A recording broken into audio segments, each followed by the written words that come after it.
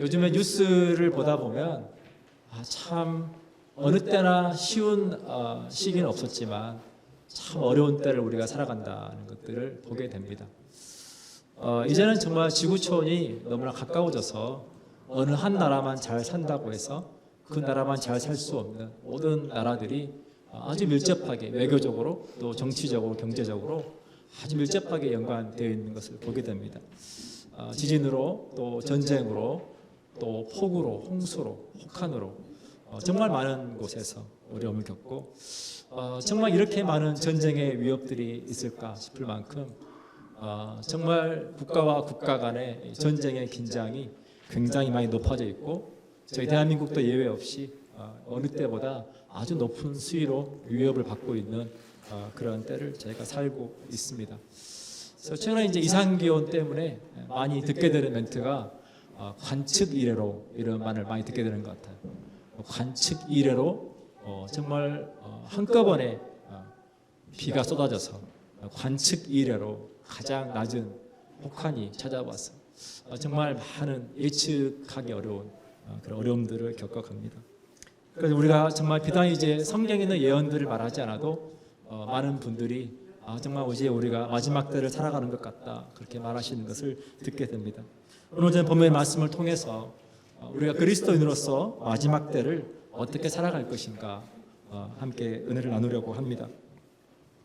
오늘 제가 함께 읽었던 베드로전서는 사도 베드로에 의해서 AD 60년에서 68년경에 로마에서 쓰여졌습니다. 당시의 로마 교회 또 그리스도인들은 네로 황제의 폭정 그리고 엄청난 핍박과 박해로 인해서 큰 고통 가운데 있었습니다. 그래서 결국 그곳에서 살 수 없어서 로마 제국 전체로 뿔뿔이 흩어지게 됩니다. 그래서 베드로가 정말 그 수신자들을 향해서 베드로가 표현하는 것처럼 흩어진 나그네로 살아갈 수밖에 없는 그 수신자들을 향해서 정말 타국에서 어려운 환경 속에서 살아가는 그리스도인들을 또 위로하고 또 격려하기 위해서 기록된 말씀이 오늘 본문의 말씀입니다. 어쩌면 저희가 캐나다에서 또 이민자로 살아가는 삶도 근본적으로 같다는 생각이 듭니다. 저희가 한국 사람으로서 어쩌면 저희가 가장 좋은 환경은 저희가 한국에서 사는 거라고 생각이 듭니다. 저희가 한국 땅에서 한국을 떠나와서 제가 여러 가지 이유로 캐나다에 살아갈 때 저희가 최선을 다하고 또 정착해서 또 살아가지만 어쩔 수 없이 저희가 외국인으로서 또 어쩔 수 없이 나그네처럼 살아가는 것을 경험하게 됩니다. 그러한 삶 속에 우리가 겪게 되는 많은 일들 속에서 우리는 그리스도인으로서 또 이 마지막 때를 어떻게 살아갈 것인가 오늘 말씀을 통해 하나님께서 저와 여러분에게 은혜를 부어주시기를 소망합니다. 오늘 베드로는 본문 7절에서 만물의 마지막이 가까이 왔다라고 우리에게 말해 줍니다. 하나님의 시간은 우리의 시간의 개념과는 좀 다릅니다.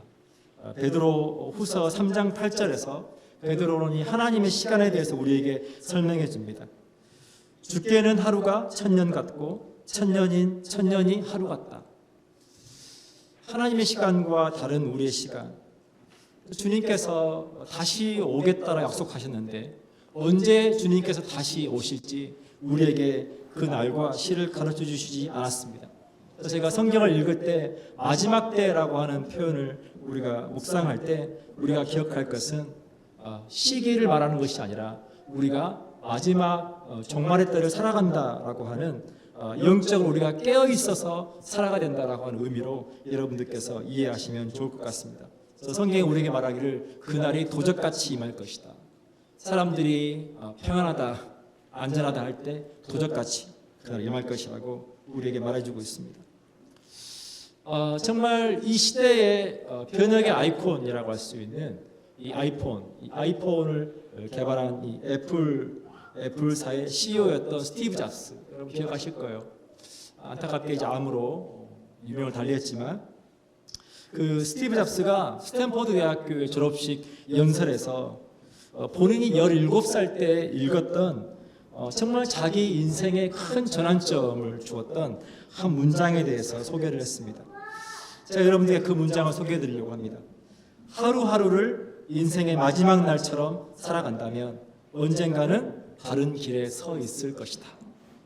우리가 오늘이 마지막 날인 것처럼 하루하루를 그렇게 살아간다면 어느 날 우리가 바른 길에, 우리가 있어야 할 그 길에 서 있게 될 것이다 라고 하는 문장입니다. 스티브 잡스가 이 글에 감동을 받고 그가 30년 넘게 매일 아침마다 그가 일어나서 거울을 보면서 그가 스스로에게 이렇게 물었다고 해요. 오늘이 내 인생의 마지막 날이라면 지금 하려는 이 일을 할 것인가? 오늘이 마지막이라면 내가 계획한 이 일을 할 것인가? 스스로에게 묻고 본인 스스로에게 아니오라고 대답이 되면 그가 다른 것을 해야 된다라고 하는 것을 알았다고 해요. 우리가 마지막 때를 살아간다라고 하는 다른 표현은 우리가 종말의 때를 살아간다라고 하는데 이 종말이라고 하는 말의 표현에 우리는 약간 좀 알러지가 있어요. 왜냐하면 여러분 잘 아시는 것처럼 한때 한국교회 안에 시한부 종말론이라고 해서 정말 몇 년, 몇 월, 며칠에 주님이 오신다고 해서 많은 사람들이 또 그 말을 믿고 정말 그들의 생업을 포기하고 정말 그것으로 인해서 가정들이 파괴되고 그것이 사회의 큰 이슈가 되고 사회의 큰 문제가 되었던 때가 있었습니다. 그로 인해서 정말 많은 사람들이 오히려 그 사건으로 인해서 우리가 이 종말이라고 하는 단어, 마지막 때를 살아간다라고 하는 것에 대해서 우리도 모르게 약간 거부 반응이 있는 것 같아요. 하지만 분명한 것은 우리가 마지막 때를 살아가고 마지막 때에 살아가는 신앙에는 다른 것들이 필요하다라고 하는 것입니다. 우리에게 필요한 것은 우리가 그러면 성경에서 말하는 성경적인 종말론이 무엇인지를 알아야 할 필요가 있습니다. 마틴 루터가 성경적인 종말론에 대해서 우리에게 이렇게 설명해 줍니다. 믿는 사람들은 내일 주님께서 오실 것처럼 깨어 근신하고 동시에 1000년 뒤에 오실 것처럼 성실하게 오늘을 살아야 한다. 내일 주님이 오실 것처럼 깨어 있어야 하고 1000년 뒤에 오실 것처럼 우리가 성실하게 오늘을 살아야 된다. 우리의 남은 인생의 시간들, 어떤 분들은 길게 남았다라고 생각할 거고 어떤 분들은 얼마 남지 않았다라고 생각할 수 있을 것 같아요. 남아있는 그 시간들을 우리가 어떻게 살아갈 건가? 우리는 어떠한 정체성을 가지고 이 마지막 때를 살아갈 건가? 그리고 하나님께서 나로 하여금 이 마지막 때를 어떻게 살기를 원하시는가? 깊게 고민해 보아야 한다라고 하는 것입니다. 오늘 베드로는 7절에서 우리에게 이렇게 말해줍니다. 만물의 마지막이 가까이 왔으니 그러므로 너희는 정신을 차리고 근신하여 기도하라. 마지막 때를 살아가는 삶의 첫 번째는 우리가 깨어 있어서 기도하는 삶을 살아야 된다라고 하는 것입니다. 여러분, 우리가 사단이 우리 삶 가운데 가장 싫어하는 것은 우리가 기도하는 것입니다. 그래서 기도하지 못하도록 기도를 방해하기 위해서 온갖 수단과 방법을 다 동원해서 우리가 기도하지 못하도록 방해를 한다는 것을 우리가 기억할 필요가 있습니다. 왜냐하면 사단이 가장 두려워하는 것은 성도가 기도하는 것입니다. 기도가 단지 우리가 하나님 앞에 뭔가 우리가 필요한 것을 구하고 하나님께로부터 필요한 것을 응답받는 그것이 아니라 그것을 넘어서서 기도는 우리가 이 땅에서 수행해야 되는 영적인 전쟁의 강력한 무기이기 때문에 그렇다라고 하는 것입니다. 베드로가 베드로전서 5장 8절로 9절에서 이거에 대해서 우리에게 이렇게 설명해 줍니다. 근신하라 깨어라 너희 대적 마귀가 우는 사자같이 두루다니며 삼킬 자를 찾나니 너희는 믿음을 굳건하게 하여 그를 대적하라. 우리가 깨어 살아가야 된다. 우리의 대적인 마귀가 우는 사자같이 정말 배가 고파서 그 먹이를 찾고 있는 우는 사자같이 두루다니면서 쓰러뜨릴 자, 삼킬 자를 찾는다라고 하는 거예요. 그래서 우리가 믿음을 굳건하게 하고 우리가 기도를 통해서 우리가 영적으로 대적하는 것이 우리에게 너무 중요하다라고 하는 것입니다. 여러분, 주님의 때가 가까이 왔다는 말은 주님께서 이 땅의 모든 것들을 회복하실 때가 가까이 왔다는 말의 의미가 됩니다. 반대로 다른 측면에서 주님의 때가 가까이 왔다라고 한 말의 의미는 이제 그렇게 하나님을 대적하고 사람들을 하나님의 뜻대로 살지 못하게 했던 사단이 하나님의 심판을 받을 때가 가까이 왔다라고 하는 거예요. 우리에게 주님의 때가 가까이 왔다는 것은 은혜이지만, 그러나 우리의 영적인 원수가 되는 마귀에게 있어서는 하나님의 때가 가까이 왔다는 것은 그 심판의 두려움이 있기 때문에 우리 삶 가운데 사단은 끊임없이 우리가 하나님과 멀어지게 하고 끊임없이 기도하지 못하는 삶을 살아가게 한다는 것을 우리가 기억할 필요가 있습니다.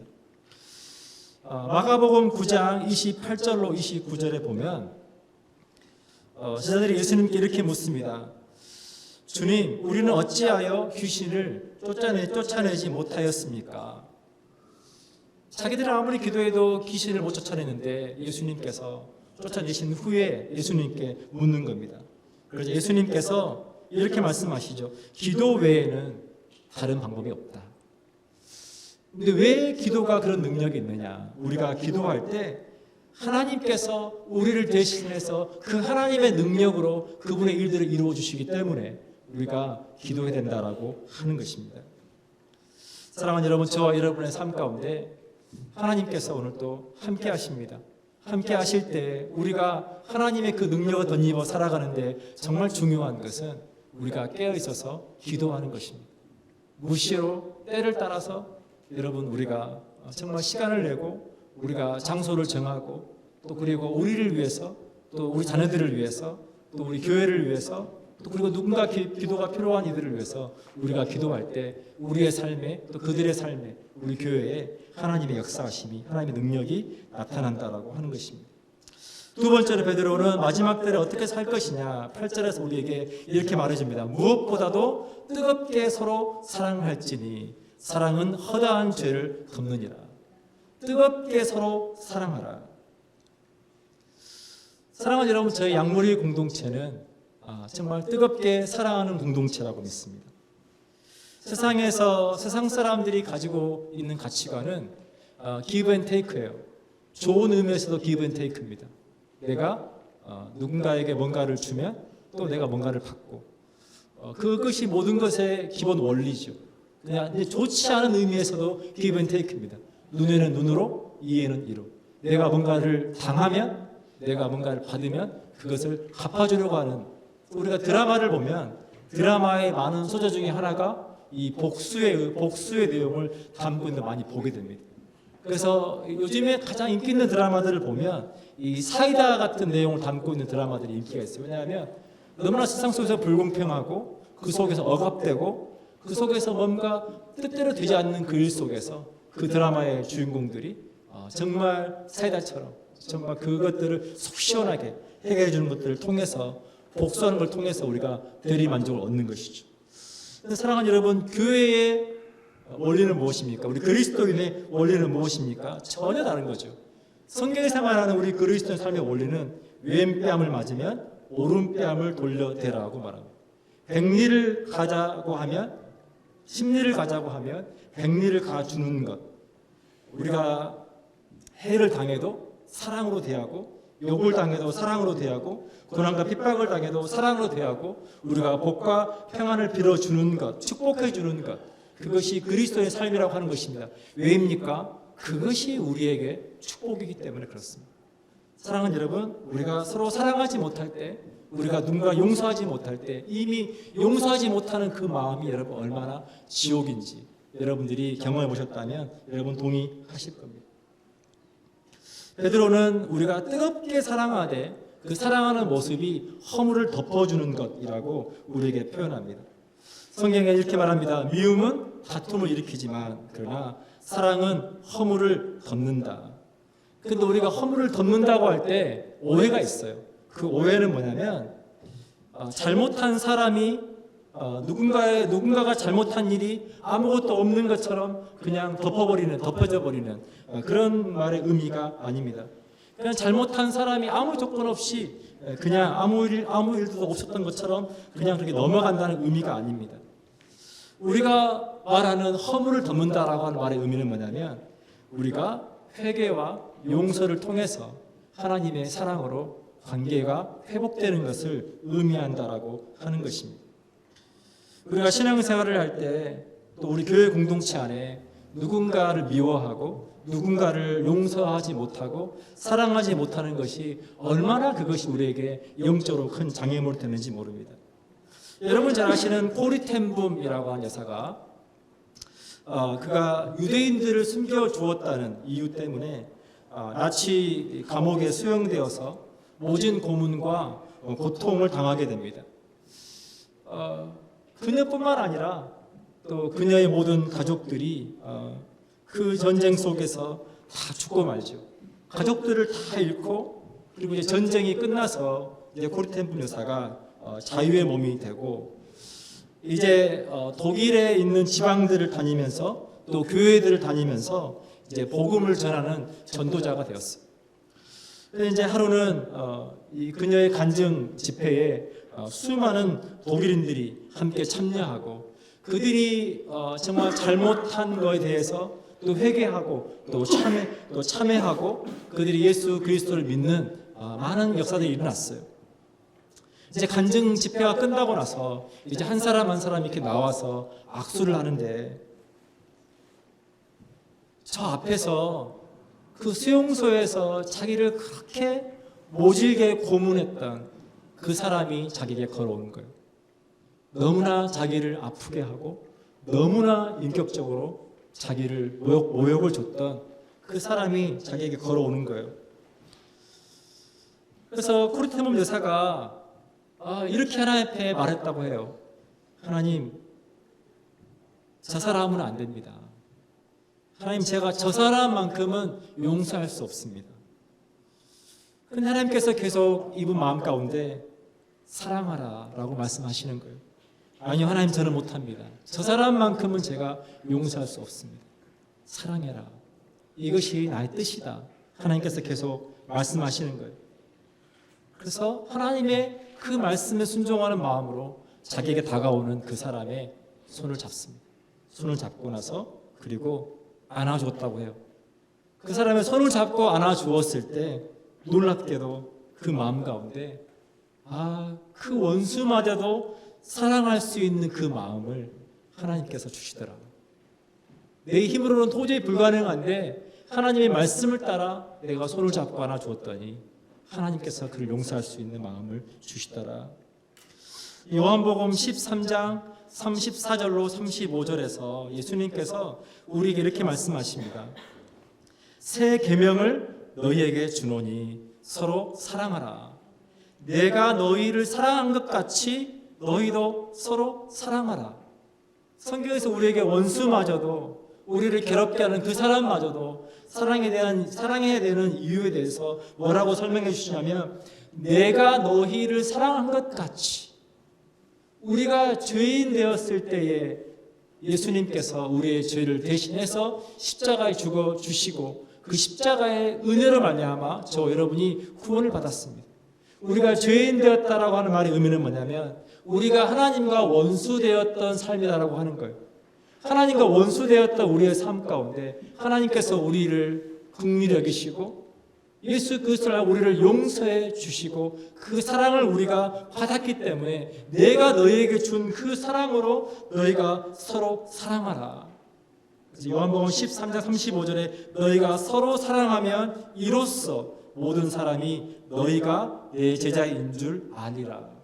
그걸 통해서 사람들이 저 사람이 크리스찬이구나. 크리스찬들의 삶은 다르구나 라고 하나님을 그들이 만날 수 있다라고 하는 것입니다.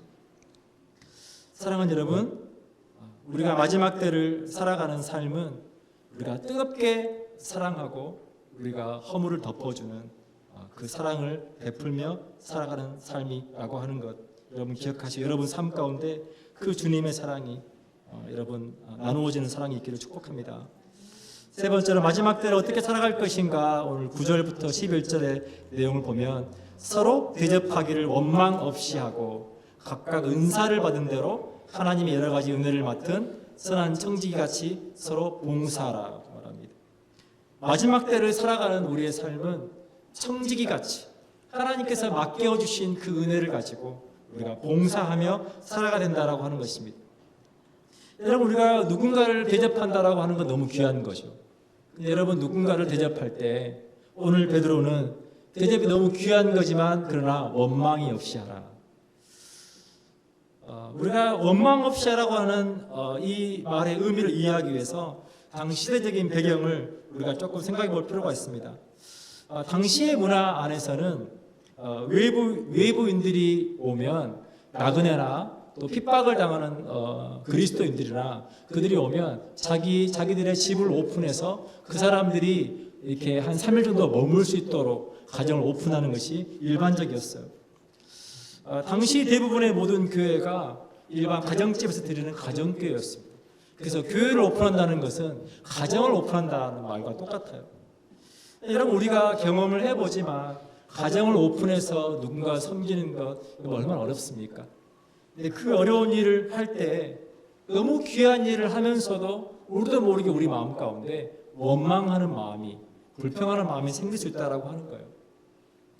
제가 이제 오늘 이제 말씀 후에 2024년도에 또 교회를 또 팀장으로 섬겨주실 분들 임명식을 또 할 텐데 뭔가 우리가 책임을 맡아서 또 우리가 교회를 섬기고 또 여러분 각자 또 여러분의 삶 속에서 누군가를 섬기고 한다라고 할 때 우리 힘으로 그 일을 감당할 때 우리는 한계가 있어요.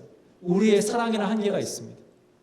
우리 힘으로 그것들을 하려고 하면 우리도 모르게 어느 날 이런 말을 할 때가 있어요.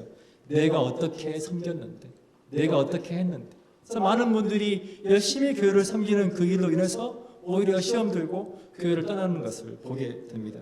사랑하는 여러분, 우리 힘으로 할 수 없습니다. 오늘 본문 11절에서 만일 누가 말하려면 하나님의 말씀을 하는 것 같이 하고 누가 봉사하려면 하나님이 공급하시는 힘으로 하는 것 같이 하라. 하나님께서 공급하시는 그 은혜로 우리가 누군가를 섬기고 대접하고 봉사할 때 그것이 저와 여러분에게도 축복이 되고 그리고 공동체에도 축복이 된다라고 하는 것입니다. 세계적인 대형 할인점 중에 하나인 월마트, 빅토리아에도 몇 군데가 있습니다.